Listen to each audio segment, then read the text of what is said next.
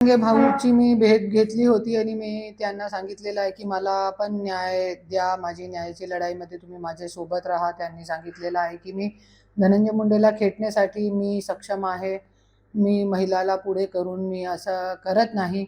आणि हे सगळी गोष्टी जे आहे खरंच त्यांनी खरं सांगितलं. मला पण अच्छा चांगलं वाटलं की खरी गोष्ट आहे की आणि जसे की धनंजय मुंडेंनी सांगितलेलं आहे की अंगावर आले तो सिंगावर घ्या. आणि अगोदर पंकजाताईंनी सांगितलं होतं की कोयते घसून ठेवा. तर हे फक्त जे शिक्षा आहे ते आपल्या समाजाच्या लोकांच्यासाठी आहे फक्त. हे लोक स्वतः करत नाही. आणि आज समाजाच्या नावावर पण फक्त खच्चीकरण चालू आहे. आणि अंगावर मी आली होती. परली विधानसभामध्ये मी फॉर्म टाकला होता आणि धनंजय मुंडेंनी माझा फॉर्म अवैध केला. माझे सूचकला उचलून गेले दमदाटी करून. तो कशाला? मी अंगावर आली होती, तुला सिंगावर घ्यायचे होता मला. होऊन दिला होता एकदा नवरा वर्सेस बायको.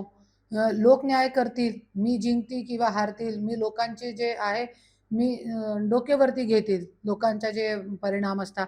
पण तुम्ही असं केला नाही. फक्त मोठ्या मोठ्या भाषणमध्ये आपले समाजाचे लोकांची दिशाभूल करणं, कोयते घसून ठेवा, अंगावर आले तो सिंगावर घ्या. पण आपण स्वतः काय करणार नाही. हे फक्त लोकांच्यासाठी शिक्षण